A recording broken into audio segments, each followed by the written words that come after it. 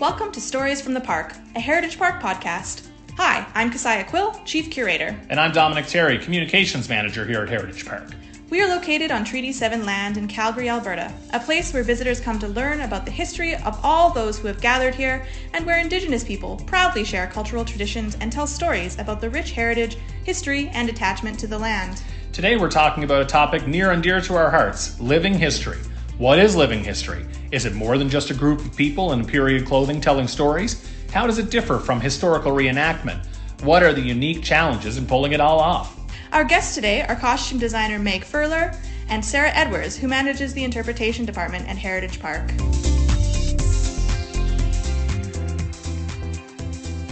Sarah and Meg, thank you very much for doing this with us today. Thanks for having us. Thanks. Yeah, we're excited to be here. This is more of almost like kind of behind the scenes. I'm the one who hasn't been working in interpreting and curating living history for a living. I have just joined this kind of motley crew here in the last almost a year or so. So I'm sort of interviewing the three of you as much as Keziah is going to ask some questions as well. But why doesn't somebody go first? And just explain what living history is at its core. There are a couple of different definitions of living history. Kind of at its purest form, it's considered to be immersing people in a particular time and place in the past through immersive reenactment and recreation of various historical trades, buildings, experiences, events, lifestyles, characters, etc., and kind of opening the eyes of the public to those things and really just giving an experience of what life was like at a particular place in a particular time period in as immersive a way as possible. And so what goes into that? So let's go from two different perspectives. Sarah, from your perspective as a manager of interpretation, what does that look like for you? And then Meg, from the costuming department, how does that look for you?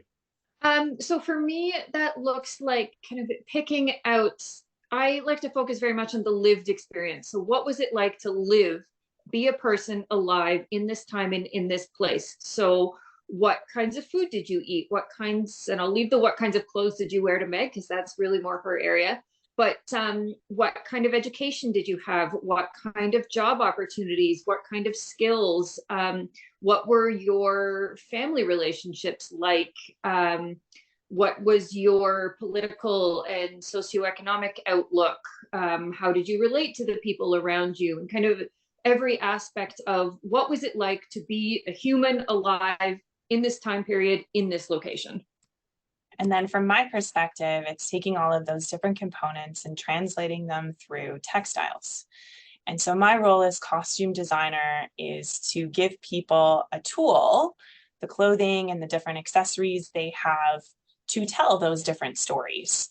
And so using all of those different components that Sarah just talked about, my role is to figure out a really interesting balance between the historical context, this historical silhouette, shape, fabrics, all of those different components, but then also make sure that they work for a modern staff, modern washing machines, modern transportation, and different things like that. Of you're having to figure out what that staff member's place in history would be, but also connecting with what are they actually doing today in their real lives. And so making sure that there's a really interesting balance between the old and the new. Yeah, I was gonna say curatorial plays a part in this too. We kind of make the setting. So all the things that Sarah mentioned, this background of people, we take the buildings and then we bring them back in time, because all the buildings in our living history sites exist into the present. And so we have to think about the furnishings that would be in there for different types of people, what kind of occupations they have, those sorts of things all come together and make the building where Meg and Sarah can take it further with the people in it. So I make the setting and do the research to tie the larger narratives from each different space together. Okay, so people, places, and things all coming together in one there. I guess from the perspective of Heritage Park, and we have a number of different areas in the park that represent different time periods. Kind of speak to the intricacies of that, of interpreting that history and what that looks like. I love it. I've worked at a couple of different living history sites now, some that are multiple time periods like Heritage Park is, and then some that are just one time period. I think that there's a give and take regardless of which direction you decide to go. I really like the multiple time periods because although we aren't able to get as deep or as well-rounded into any one of them, we can really show a narrative progression in the development of a particular area. So in our case, Southern Alberta, we're able to show the 1880s to the 1910s to the 1920s to the 1930s and really show that evolution. And you can see a lot of really different changes. And that's a time in Alberta's history where there's a lot of change very quickly. So I find it really interesting to be able to show such very different things. And we were talking yesterday about kitchens. And so even just to be able to show in 2 or 3 different time periods, the different cooking implements and the different recipes and the different foodstuffs that were available in this place simply by changing time periods. I find that fascinating. And I think that's a huge strength that we're able to have. So I love being able to show that evolution and show those differences. Yeah, absolutely. Agree on that. I really like the space that gives you to kind of play and allow yourself to kind of make threads between different time periods.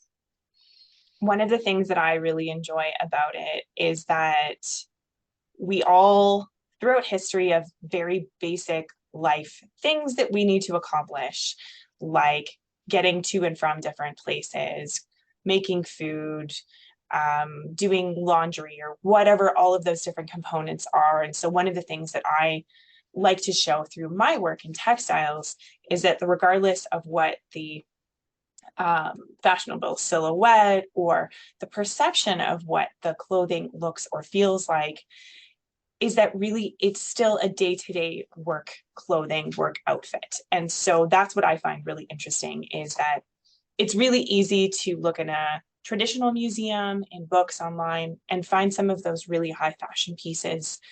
But it's the day-to-day pieces that I think are the really important part of living history and telling the story of kind of everyday people. And I think that that's the connection that makes it more real for people and gives them more of that immersive experience. One of the challenges that we, of course, have is that we can't cover every single detail through the clothing, and we need to kind of narrow that down a little bit. And so, for example, in our famous Five House, we've decided to have a very specific time period for the clothing that's 1926 to 1932. And so, yes, that is very narrow.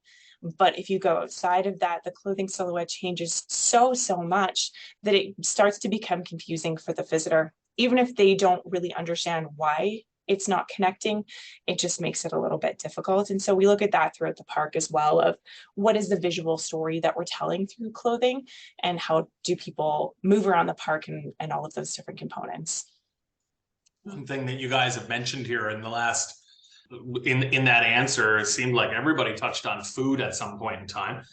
Keziah, why don't you talk about, it kind of falls right into your wheelhouse. So why don't you talk about the food waste program here and kind of what we, where we do it, how we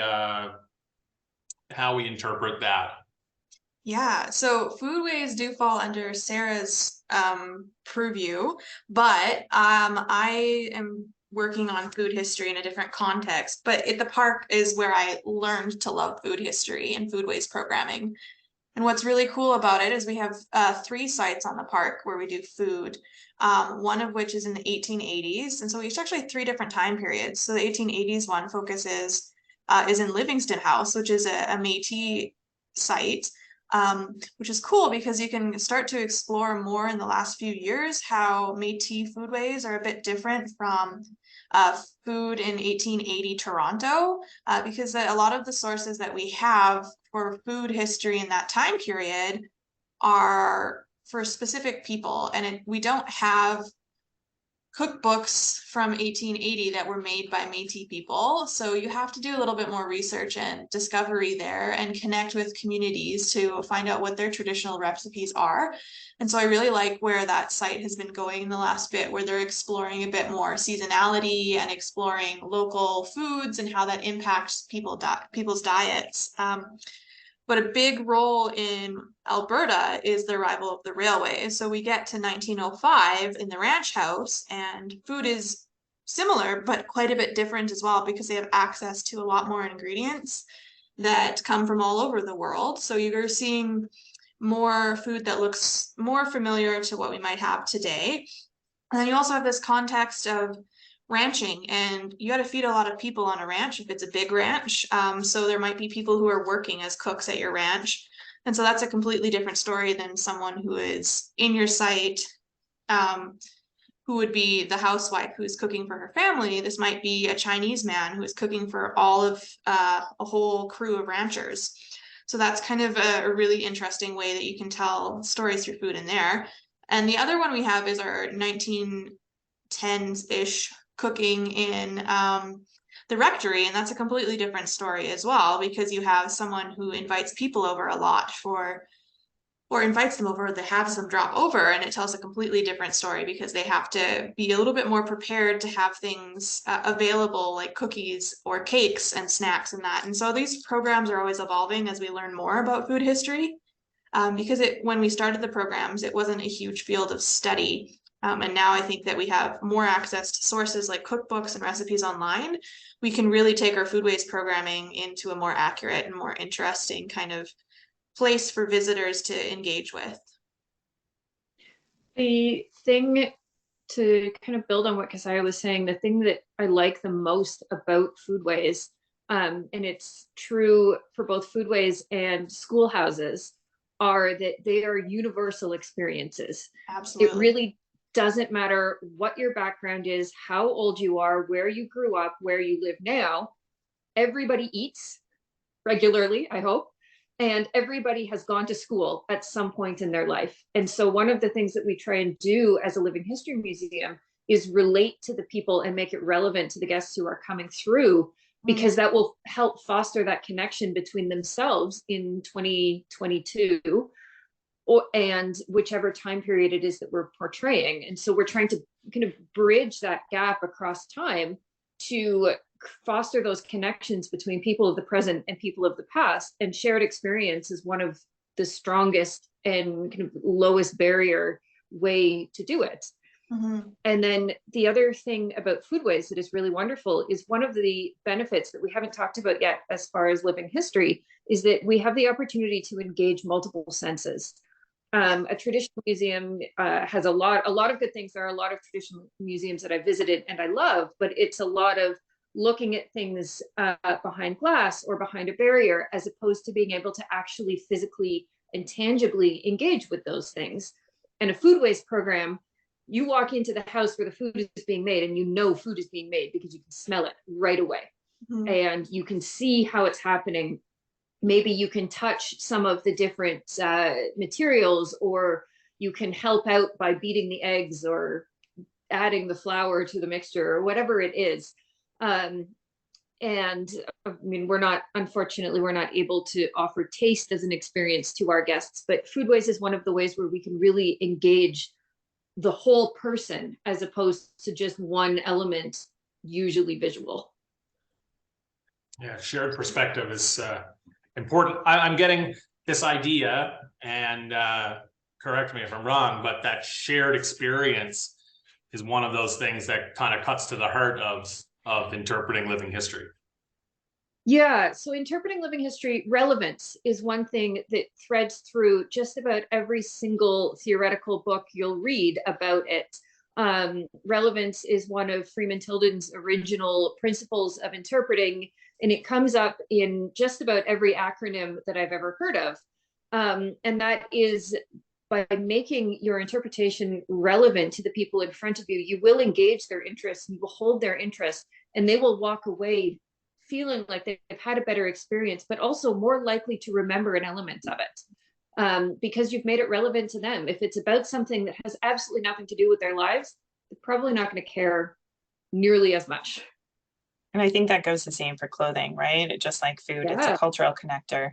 Everyone covers or uncovers their body in various different ways. And so looking at the way that those textiles are used, how they're worn, how they're made, also really feeds into historic skills and trades, which is something that I'm really passionate about as well.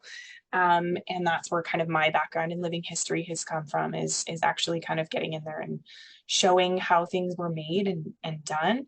And I think that that's something that the development of the sewing machine is such a fun piece to talk about. And I mean, really, the technology hasn't changed in 150 years. It's just, we added electricity. But for the most part, there's certain things like that in textiles that we take for granted that have changed so much. And really, they're not. They've stayed the same. And so figuring out how you make things and get textile related things is really fun piece to connect with as well.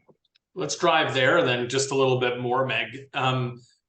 When we have, obviously, I am costumed as a spokesperson for the park when I'm on television or whatever. It's very warm. Most of the time as I'm wearing a 3-piece suit that's wool based.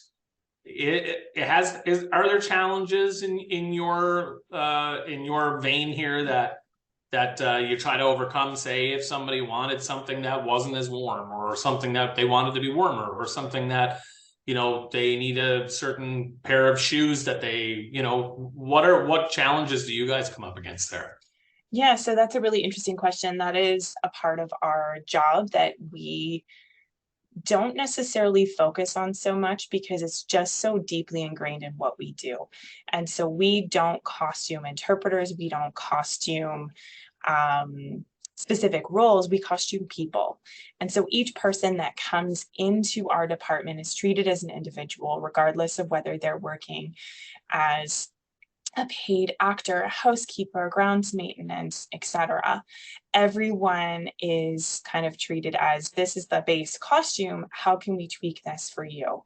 And so that's one of the interesting things for us, is that we do a lot of education around how to wear some of this clothing. In today's society, we're so used to things with stretch. And I think sometimes the illusion of stretch being so comfortable and so flexible gives us this kind of alternate view that things that are not stretch or things that are cotton or wool are going to be heavy and uncomfortable. And if you think about human history and how many millennia people have been wearing what they've been wearing and survived, I think we need to shift our perspective on that just a little bit and make sure that we understand people aren't wearing things because it's cumbersome, and they aren't wearing things because it doesn't work for them. And so it's finding, how does the historic clothing actually support your work? So one of the biggest projects that we took on in 2022 was actually to redesign all of our front gate and retail costumes. So the pieces that they were wearing previously, yes, were historically accurate, but they were designed in a very modern way, unfortunately. So what we've done is actually take a step back and go back to a more historical silhouette and more historical fabric. And what we're finding is that it's much, much easier for our staff to be able to operate, whether that be on hot or cold days, because you can adjust the amount of layers that are underneath of your clothing or over top. So the more layers you have, the more that you can kind of insulate your body to or from the outside. And then also looking at, for next year, we're looking at adding in a lot more linen. So linen is a historical workhorse. It has been around forever. And when it is worn next to the skin, it has absolutely fantastic properties for helping to manage your temperature. So of course, through various environmental factors, we keep seeing our summers are warmer and warmer. And so we need to consider that.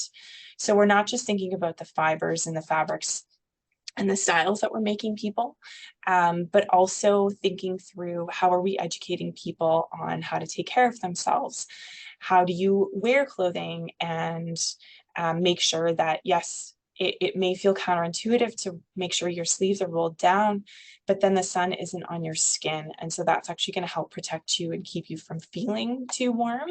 So that's something that Sarah and I have done a lot of work on, and just different pieces of education, working with our safety team as well to ensure that this is all clarified so that we, again, understand people haven't just been not wearing sunscreen for millennia and, getting sunburnt every day. There are different ways historically that we can actually use to teach our staff, and then in turn engage our guests as well.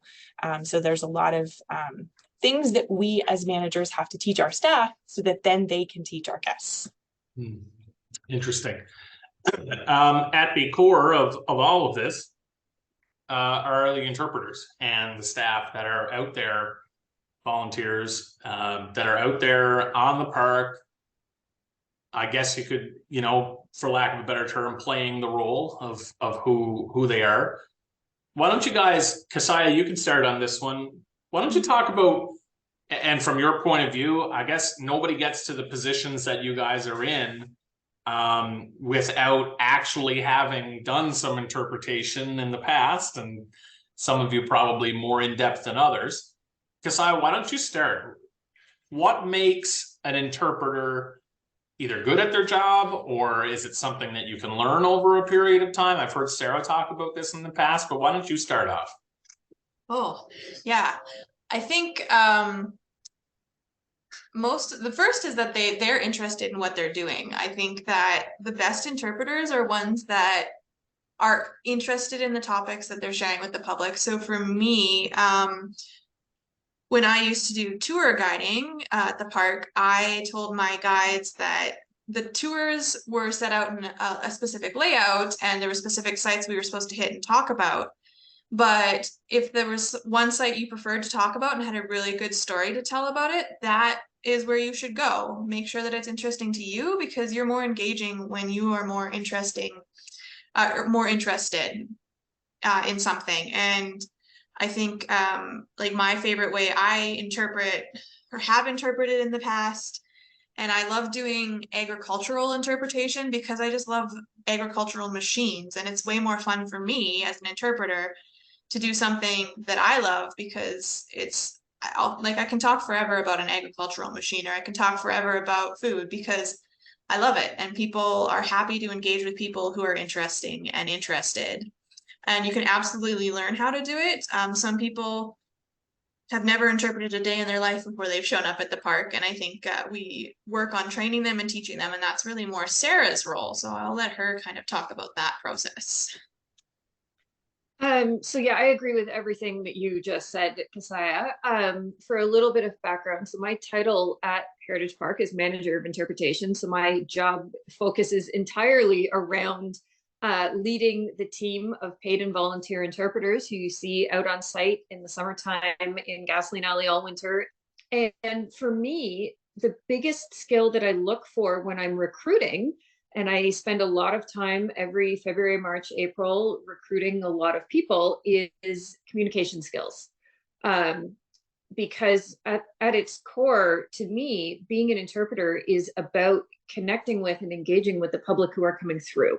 We like to joke that it's hard, if you start a conversation with an interpreter, you're going to be there for a while, because interpreters love to talk, because literally their entire job is to talk.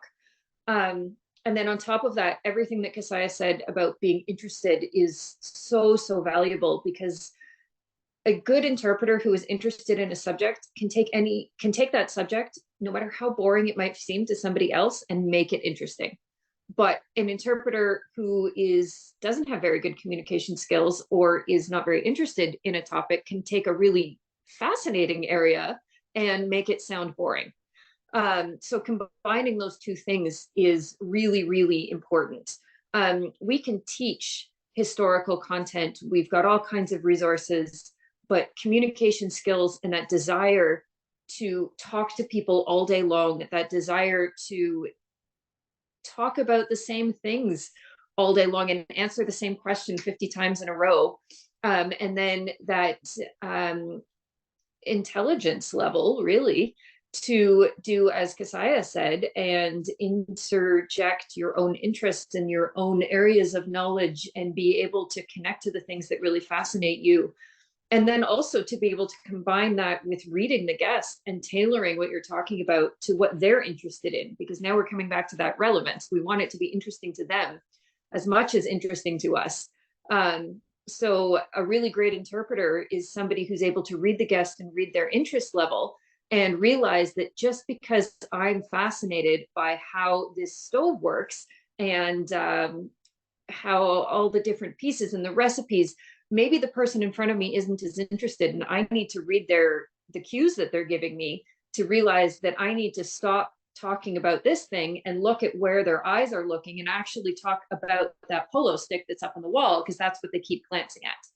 So being able to be constantly shifting, and there is no script in interpretation. We talk about it being organized, being thematic, being relevant, but no two experiences are the exact same. So you need to be able to think on your feet and be comfortable doing that, and then have those communication skills. And that's what I look for the most, is can you communicate? And then my background is in interpreting historic trades. So I am a fourth generation seamstress, and so this is a lovely way for me to connect with my family history. But it's also something really interesting that I've been able to bring to the park. And so I was able to do an internship in my master's that really taught me how to interpret trades. Yes, I can do a trade, but learning how to interpret that trade. And just as Sarah was saying, find that kind of hook for the guest in front of you of what exactly they're interested in. Some people just want to watch you do a trade, and some people actually want to ask you 1,000,001 questions. And so one of the fun pieces that I've done the past couple of years, one of the really lovely things that's come out of COVID for me, is that I've had the opportunity to go out and be out into the park a little bit more. And so my team has gone out on afternoons and actually worked on things that we need to do for the costume shop, but done it in a public way. So one of my favorite pieces was to be able to bring out a treadle sewing machine and work on it throughout a weekend to make a quilt that was then going to be raffled off at one of our fundraisers. And halfway through the first day, the belt on the treadle broke. And I swear there was immediately a flock of about 3 gentlemen who were super mechanically inclined that all of a sudden realized I was doing something with the mechanics underneath. And so it was something that they were interested about, but they weren't really sure how to approach. And if I hadn't been on park doing that in front of them, and they could feel that they could come up and chat about it and learn, this is the way I do it. You can try it a couple different ways, but here's how you replace a belt on a treadle, because I couldn't do any other work until I fixed that. So that's something that I'm really interested in as well, is just kind of doing that firsthand thing of all different ages. And it's really fun. That's cool. That's a great story. For all 3 of you guys, as we finish up here, where are we going? I mean, we talk about history, and history is the same, right? It stays the same. It is how you interpret it might be different. Where is living history going? How is it changing? How has it changed, and where do you guys see it kind of going in the next decade? Oh, Well, history doesn't stay the same, first of all. No. Yeah. So Definitely. history continues to ebb and flow as we continue to bring more diverse perspectives and histories and just different stories forward. It just gives us a better understanding of the full picture of history. And so that's one of the things that I love about living history, is that every year is a little bit different depending on the interests and the backgrounds of the staff and volunteers that we have here at the park. Those different narratives will continue to ebb and flow. And so that's one of the things that I really love. What I would love to see, and I think where I hope the park is going, is to really continue to push those boundaries forward and just engage so many different people. I think it just makes the story so much better. There are so many different perspectives and different things that we can talk about, again, through those cultural connectors, like we've talked about, through textiles, through food, through, growing food. So I hope that that's where we're headed, is just to continue to add to that story. On what Meg was saying, I like to think about it as we want more and more to be able for every guest who walks through to be able to see their story being told on the park. So the story of their heritage and their connection to Calgary and Southern Alberta, and being able to tell more and more and more from different perspectives, exactly like Meg said, gives us a much more well-rounded and holistic experience. The other place where I see living history going and has been really angling towards in the last few years is skill preservation. Mhm. We, particularly with what Meg was talking about with the historic trades, is, we depict and across the industry of living history show a lot of very different trades and skills that are no longer as much employable trades and skills in the 21st century that we live in. So tinsmithing and coopering and printmaking are trades that aren't alive anymore in the same way as they were in the time periods we show. And so one of the things that living history museums can do, and that the industry is really trying to do, is to teach and preserve and pass on those skills. Because if we don't take an active role in doing that, we will lose them, because not every single one of them is popular right now as a hobby. I mean, we're lucky that textile work started to really make a comeback over the last few years when everybody was at home during various lockdowns. So there is still some quilting and some knitting and some spinning and some wool dyeing, and blacksmithing is becoming a popular hobby again, but not every single trade is. And so it's up to us to really do what we can to pass on those skills so that we can continue to demonstrate them and show them and get people interested in them. Yeah, I definitely see, like they do, the trades becoming a really important part of living history as we go forward, partially because there are things that are dying, but also because they are ways that we can tell stories that don't that can be told about anyone. So I think that it allows us opportunity to show people everywhere, like when they come here, they can see themselves in the trades somehow. And I think that that's a really great thing for that. I think we have a lot to work to do going forward to respond to the changes in history that we are learning about with TRC and Black Lives Matter and all of those things on the park. I think that it's exciting to have this great period of time where we have opportunities to reflect what the public who comes here is looking for. And I think that that is kind of going to be our strength, is that we get to flex our muscles and our brains and think about where we can go so that everyone who comes here feels like they belong. Well, I think that that's a pretty good way to end it off, guys. Your passion for talking about this and the amount of things that I've learned from you guys over the last 9 months that I've been here and going forward. I'm really excited to have this conversation with you guys today. So thanks a lot. Thanks for having us. Thank you. Thank you guys for joining us.